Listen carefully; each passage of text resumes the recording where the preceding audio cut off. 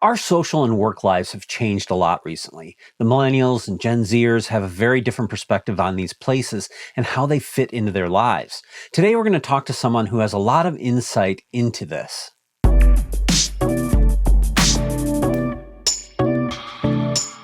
Hey everybody, this is Chris Brandt here with another FUTR Podcast. Today we have with us Tony Martignetti, host of the Virtual Campfire Podcast and author of the newly released book, Campfire Lessons for Leaders, How Uncovering Our Past Can Propel Us Forward. Tony is also founder and chief inspiration officer of Inspired Purpose Partners, an executive coaching and leadership consultancy. So let's talk with Tony about how we can find purpose, fulfillment, and connection while avoiding burnout in this challenging world. Welcome, Tony. Thank you so much. I'm so thrilled to be here, and what a great intro. Thank you. Well deserved. You got a lot of things going on, man. I've been listening to your podcast a bit, and it's been quite enlightening and entertaining. And the book just came out, so I recommend everybody get out there and get a copy available widely on Amazon. Right? Absolutely. So, tell me. Let's start with the podcast because we're doing a podcast, so let's talk about podcasts. Tell me about the Virtual Campfire and like what it is that you guys talk about there and what you do. Well, the podcast is really about bringing people on who have done amazing things in the world, but oftentimes we don't really recognize or understand the journey that got them there. Like you see people making impacts, but sometimes they don't even understand the journey that got them there, which is kind of funny about that, is that, what was the thing that defined my journey the most, the themes. And so what I do in the show is I bring these amazing people on from all different walks of life, and I navigate their journey through what I call flashpoints. These are points in our journey that have ignited our gifts into the world. And I like this idea of the campfire because, stories have been told around campfires since the beginning of time, or beginning of human history, I should say. Yeah. And there's an intimacy to that gets people to feel like, hey, this is a comfortable space. Let's explore and share the moments that could be very vulnerable that maybe I haven't explored before. And I've often had that feedback from people who have been on the show where they say, wow, I've never gone there. And it feels like I didn't realize that part of me before.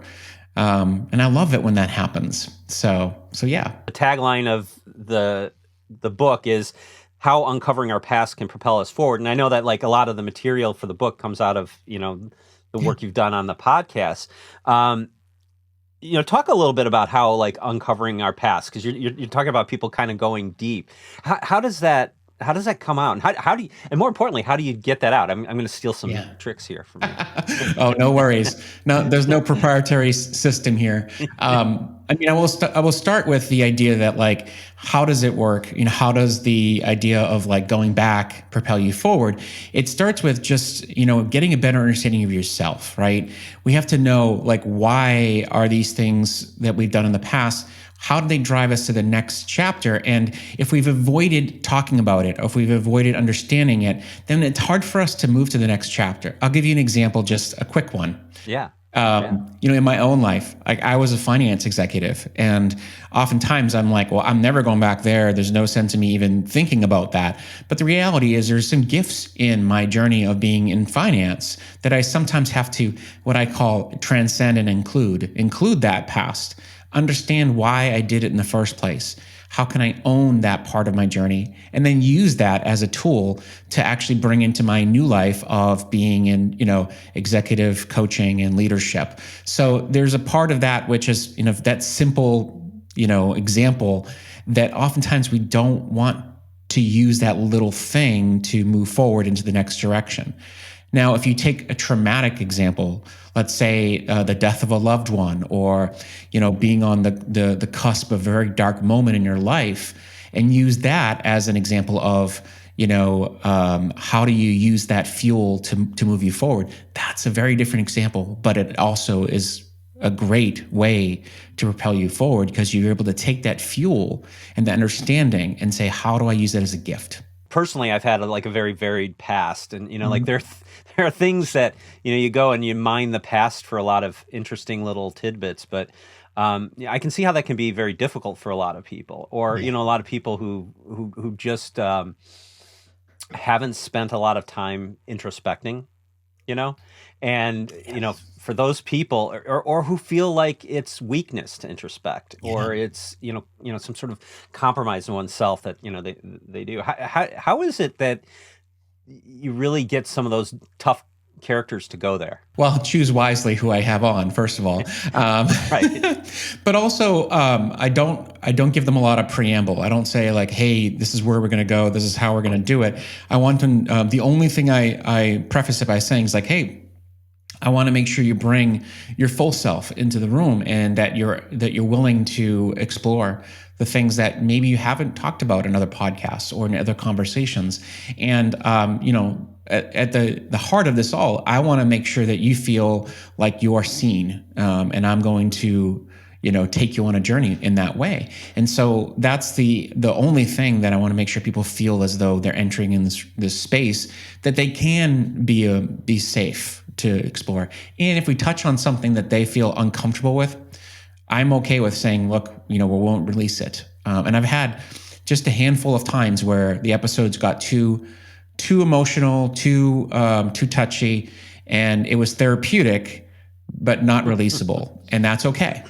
Within your professional life, with your executive coaching and all that, you see a lot of interesting things. Because one thing I think that executives struggle with, right, is that, especially newer executives, they come into that position and then think like, well, I've got to have all the answers, and I can't show any weakness, and I can't do any of this. And that vulnerability is what really makes a great executive, I think. I mean, from what I've seen of executives in the world, I think that the best executive is the one who just comes at it like a child learning something, and asks a lot of questions of people, right?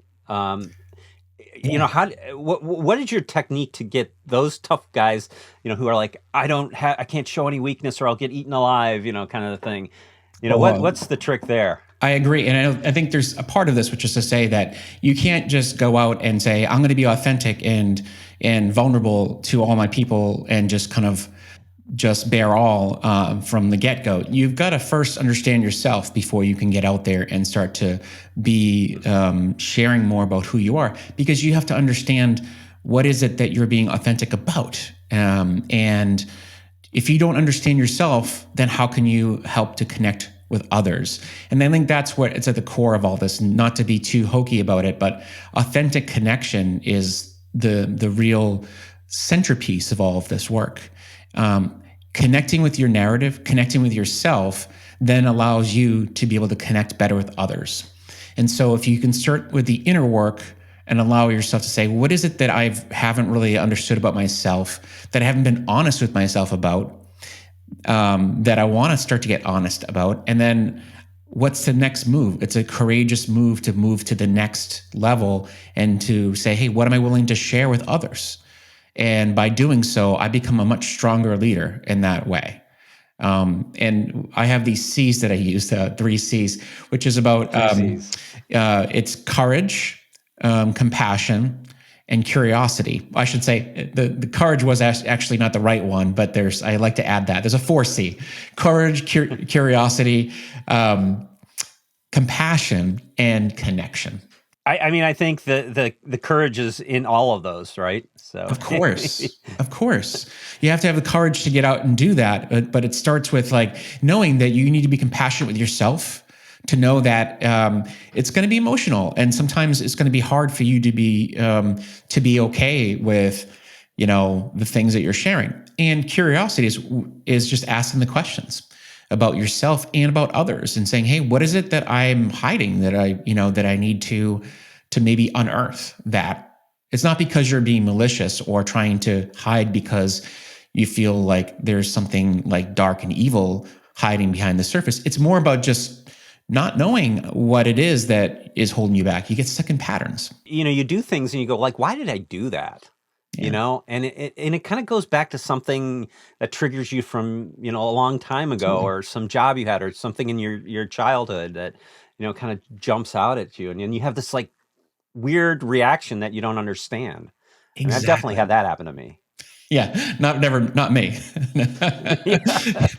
One of the last thing you said there was connection, right? And I think that one of the things that is really tricky in the world that I notice is, like I'm a man of a certain age, and I look at people around me in the similar situation, and especially in tech, because I work a lot in tech, and Mhm. I find that men in particular get very, very isolated as they get older.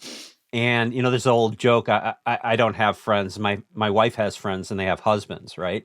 And but that is unfortunately a very true kind of statement. Mm. And I think that's why you also see a lot of this workaholic kind of behavior too, where Yeah. but at the same time, that connection is so important to business too, and just to yourself and to everything. you know what's your advice to people, like who are getting into that place, um that just don't have that sense of connection with people? Yeah, I love that you share this, because there's it just happens all of a sudden, where we start to get so embedded in the work that it becomes Yeah. almost like our friend is our job, and that's not really Yeah. a healthy relationship to have. We need to be No, thinking. because your friend doesn't care about you like you care about it. Exactly, exactly.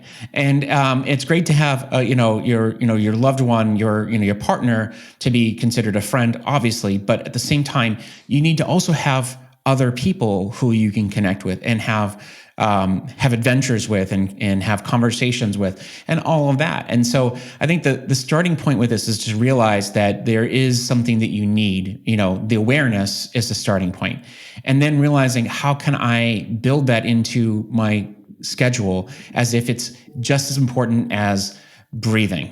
And I don't mean to be so dramatic about it, but it's true. I mean, we need connection like we need air. And and when I say connection, it's not just about just any human being in front of us. We need a variety of different connections. We need friends. We need to have an outlet, because if we don't have that outlet, then if our job goes away and we feel like that was our friend, then what happens? We feel listless. We feel liminal. We feel that middle space of just being without an anchor. And that feels really tough for a lot of people. And so I think the thing we need to do is find a way to have people who can be our ride along in the journey, to help support us when the times are tough, and just encourage us when we have a down moment. And, the advice I have is find people who have common interests. Yeah. And if you don't know what that interest is, maybe it start there.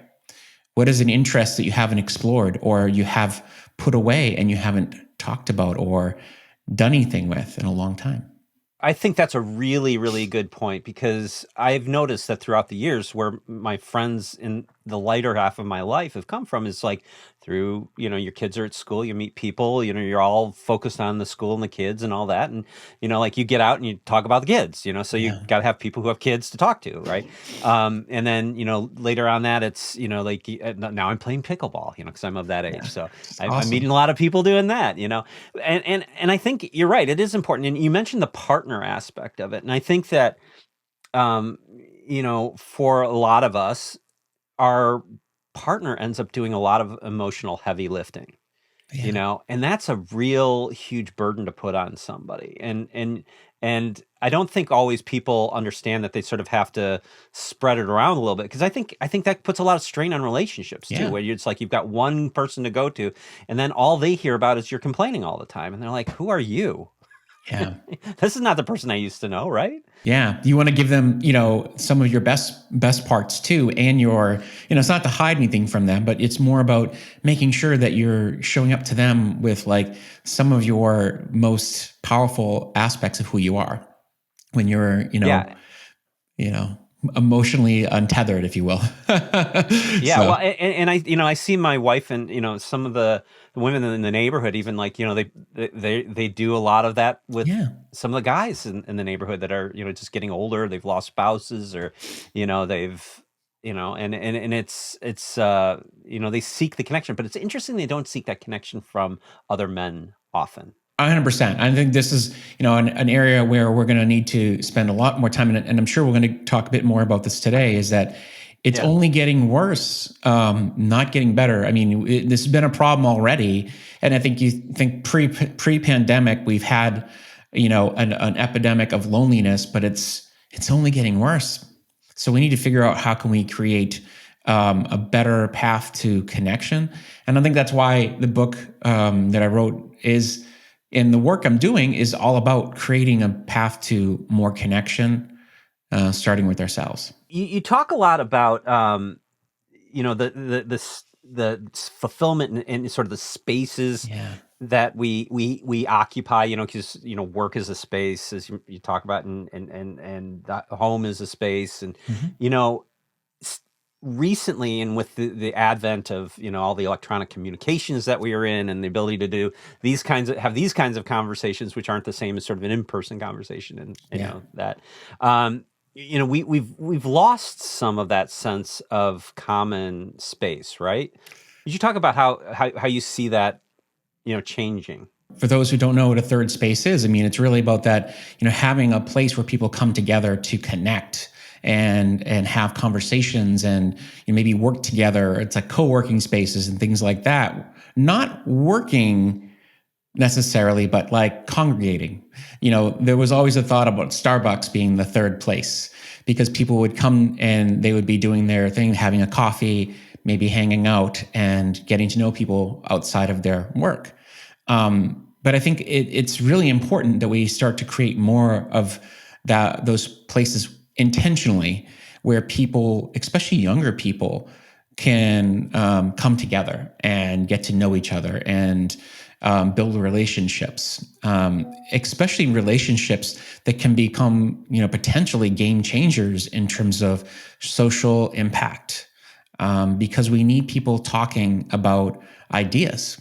So I think, for me, I have this idea in my book where really the idea of my whole podcast was about bringing divergent minds together and having convergent hearts, which really was about... I like that. Yeah. I mean, it's just really, I wanted to have it not be a podcast, but really for people to come together in one place and have conversations about things that, that they don't necessarily see eye to eye, but eventually because they're coming together and having these conversations, they start to see, I understand where you're coming from. And I can see how our two ways of looking at things can potentially create something bigger together. When I was a kid, it's like, get out of the house. I don't want to see you again until dinner, right? Yeah.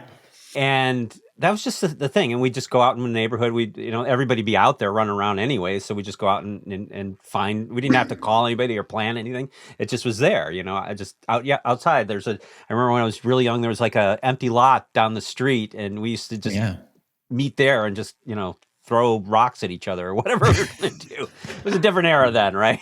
Yeah. but and not in a mean way. We just, that's just how we did it. It's just a rock. Come on. But that doesn't exist anymore for kids. I don't see them, everything is has been so managed for like even the generation that's coming up, the Millennials, the Gen Zs. Their world has always been kind of micromanaged. And so a lot of those spaces that we had didn't exist. And, I think they retreated to social media, and they use social media very differently, I think, than we do. Yeah. But, where do you see their third spaces? To be honest with you, I'm not as in tune with where it is right now, but I feel like, but if it doesn't exist, it needs to exist in a more physical place, in a place where, they don't have to pay to be part of it, but it's just something where we can create a sense of belonging, but also a sense of intentional connection, not like forced, but a place where people can say, hey, I'm going to go here and I'm going to almost guarantee I'm going to run into some people who I'm going to want to have a conversation with. And it'll be interesting, and I'll leave feeling like I've spent some time building social capital and, finding ways to expand my ideas, maybe opening my mind a bit more. And I think that's what my dream is, to see us have more of these spaces. And in my own way, I'm going to start to create these things inside of organizations called campfires of connection, which are little workshops to get people to think about, how do I connect as an organization to get better conversations, to get people connecting across different ideas. But starts with like understanding our stories together. So I think that is the little way that I hope to make an impact, but maybe that'll also inspire others to think in that way and do their own. Tell me how you set up these campfires. I mean, I love the whole fire theme you've got, the sparks and this and that, you're right. I mean, I think, there's nothing better than sitting around a campfire with a bunch of people and maybe a guitar and, hanging out and talking and singing and have a, drink or two. And, it's a great time always. Right. Absolutely. So how do you create that inside of a company? In the past, I've done it mostly virtually, and it's not quite as the same as being in person. I think the idea of doing it in person is, well, hopefully you can do it outdoors and you can have a real fire. If you're indoors, you're not going to be doing it with a real fire, but you can create the space. You create a circle, you create people, you create a space where people can come together and feel a little more, of a warmth of being together. And then you start to have the conversation, the dialogue that helps to say, hey, look, what's real for me? What are the real things that we want to explore? And have the conversations about, what are the things that have made me into the person I am today? But it doesn't just happen immediately. You have to spend some time, planting the seeds and creating the container, if you will. That's interesting, creating the container, right? Because Yeah. I mean, vulnerability is very difficult for people. It's difficult for me, and in a work environment, particularly, vulnerability is a difficult thing. Yes. But I think it's funny because you have these relationships in work, and relationships really do help you get a lot more done.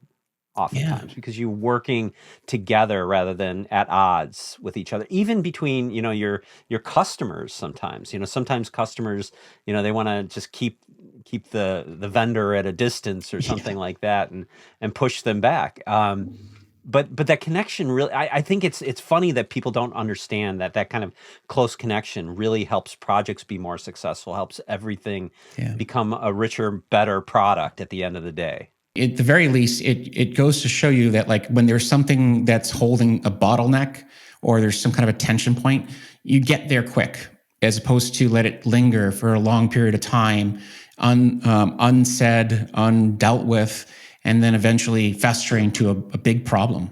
So when people trust each other, people feel connected.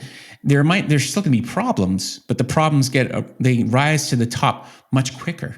Because there's a sense of like, hey, I don't want this to become a problem that is unfixable. So let's address it. Let's talk about it and get there. At one point in my life, I managed a team that was global, right? And so I had people in, China and London and, all over the place, right? Around the United States. And it was a really interesting phenomenon. I can't even pronounce it. It was an interesting phenomenon that I saw happen that after about 6 months, like everybody started getting on each other's nerves, right? Yeah. And there was a lot of criticism and, like, oh, these guys don't know what they're doing and blah, blah, blah, blah, blah. Like, why would they do that? Kind of stuff. And then you fly them all in and get them all in, and we'd have, useless meetings, quite frankly, let's face it. But then we'd go out for drinks afterwards, and we'd sit around and everybody have a beer, and like they saw each other as people, as human beings, and they saw them as people that were, had common interest and were interesting, and they liked them, and then you go back and like everybody's on the same team again for about another 6 months, and then you got to get them all back together again. So I mean, I've seen that effect in real life. It's fascinating to me. When you change the environment, when you change, like you get people out of their environment and you have a different tone to how people are connecting, things start to really shift. So if you say, hey, we're going to sit on Zoom calls and that's how we're going to be doing all our meetings, and then, you don't really change the way things are. But if you get them in person, or you get them into the wilderness, or you get them into a different place, things start to show up differently. And that little shift in environment makes all the difference. So I think that's another idea to explore, is if you feel like you are, your team is stagnant, or you feel like there's a real block, explore changing things up and start with your environment. That little shift could make all the difference. I know an architect, and he wrote a book. I think it's called The Third Teacher, because he's an architect for schools and things like that. And his big focus is having those, like his grand thing was the gathering stair, where it's this big stairway that can connect spaces, but can be used as seating. It can be used as a gathering area. And he was all about sort of these informal gathering spaces, because he just, knew that kind of collaboration and that, to the extent you're talking about, like the third places, but that place can even be part of the curriculum, and that it's the third teacher. I always thought that was a really fascinating concept. 100%. I mean, I'm an architecture buff, so I really, I think when I think about that idea of like the third place, that's, it doesn't have to be a specific like, okay, we need to create a new Starbucks with like all these things, but it could be just as simple as changing to go outside, or to create a different type of a layout that allows people to feel like, hey, things are different here, and we've got a different way of connecting. It's not just the old stodgy conference table that we've, even if it's in person, which is always a great move, if it's the same layout that always has been done in the past and you want something different to happen, just changing the layout. Some of these things are so simple, but we don't do them. And I don't know why we don't do them, What is it that causes such resistance to these ideas? We get married to our patterns, and also because we look at, leading by example, like quote, air quotes here, leading by example. When we see other people doing things a certain way, then we assume that that's how I need to do it. And when we get to realize is that, okay, well, maybe not all the examples that we follow are the right examples. So we have to sometimes disrupt the patterns that we see. Sometimes they're our own patterns, and sometimes they're the patterns we see in others. And I'm not saying that, you go completely rogue and do all these crazy things, but like just question, get curious about what am I seeing that's working, and what am I seeing that's not working, and why would I want to change it up? Is it, if the results we're getting are good, then maybe what I'm seeing is good. And if I'm not seeing results that I like, then maybe it's time to just question, is this the right way to do things? Even if the leaders ahead of me, who I might admire, they may not know. And this also comes back to this idea that sometimes our mentors, the people who are ahead of us, they don't have all the answers, right? We're coming full circle here to say like not every leader has all the answers. And we shouldn't assume they do. It's a good point you make about the patterns thing, because I will say that like when I sort of, get into trouble with myself, it's usually because I find a pattern and I stick in it, and it ultimately the pattern drives to zero effort. Yeah. And I get trapped in this saying, well, this takes no effort. Yeah. So why would I do anything else? And then I realized that, well, I'm not happy. That's why I should do something else, right? And and you got to make, it's like you don't get the good stuff if you don't put a little effort into things, and those little no effort things, just like for me, kind of sitting in the basement sometimes doing just working is kind of the no effort thing, when I should just go up and give my wife a kiss or something, just say hello, and that sort of thing, and the rewards for that are tremendous, but it's hard to break out of your pattern. I'll give you a classic example, and this is a little bit vulnerable for me to share, is that sometimes my wife would give me a hard time because she'd be like, well, you should go to that event in Boston tonight, or like, because I live in Boston area. But like, sometimes I'll be like, oh, it's a lot of work for me to drive in the city. It's a lot of traffic. And you know what? I'm like, I've got so many calls, but you know what? If I were to go to that event, I would have a great time. And, she's right. She's absolutely right that if you put in the effort to break your patterns and go out and do that thing, you will really love yourself for it. You will be appreciative of it. But the problem is we get stuck in this like comfort of like, okay, I'm here, I'm already home. I don't want to get in the car. I don't want to drive in traffic. So I'm making all these excuses up to build up. Well, it's kind of like emotional hygiene, right? Yeah. I mean, it's like you sometimes you're laying in bed and you're like, I should get up and take a shower. You're like, but I could just lay here instead. And eventually that's going to get pretty gamey. Yes. You need to get up and have a little hygiene in your day.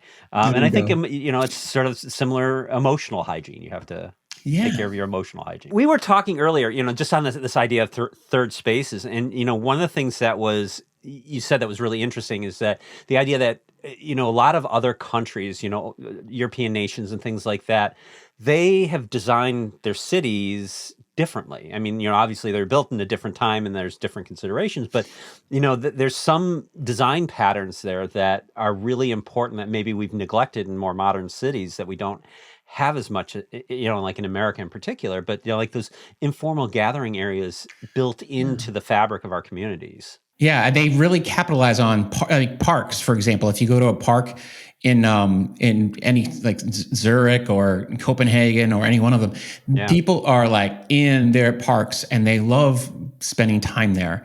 And it's almost like that's something that like is not something that they would sacrifice. They don't like say, oh, I'll just eat at my desk or I'll do this. There's a lot of like energy about getting out and spending their lunch time out in public with other people, which I think are the workaholics here in the US. We're just like, I don't have the time to take a break or I don't have the time to go out. But the reality is it's not just about taking, about eating lunch out. It's about the social fabric that we need to connect with, seeing and being with other people and the fresh air and all those benefits of being out in public in the common spaces. That's huge. We suffer a lot of burnout here. Yeah. Because we, and it's weird. You mentioned something that like sort of triggers for me. Like every time you ask, it's like, how you doing? Busy. I'm so busy. Yeah. And it's like a badge of honor here. And it's not a healthy mindset, right? Definitely not. Definitely not. And the busier you are, is how much more elevated your social status is in some way. We talked about fulfillment briefly, but I would say like we have to redefine our sense of what we want in life and how do we want to define fulfillment on our own terms. We sometimes subscribe to this idea that like busyness is the way that we should all be. Well, maybe it's like, I'm going to change the game. I'm going to say I have more agency over how I want to show up and how I want to, live my life. And my decision to take my time to go have lunch or to go walk in the park in the middle of the day is my way of defining success. My success is defined by spending time in, having outside time, spending time with friends, having friends, and making sure I take care of myself. You got to start there, yeah. Yeah. And those are the things that are my marker of success, not, whether or not I get to the next rung on the ladder all the time or I'm chasing that rabbit of success, all that people always think about. I think there's a challenge there. You coming out of finance, so you've definitely seen this side of the world, but it's like, I think a lot of people have this sense of like their definition of success is monetary. And amassing money is the way. And, I was just talking to a friend of mine and he was talking about, like he had some challenges in the past and, he went to a place called the Meadows, which is, a famous, rehab or, decompression, facility that helps you kind of work through some of that stuff. And, it's like, it was a very expensive sort of process, very effective. I mean, I just had tremendous things to say about it.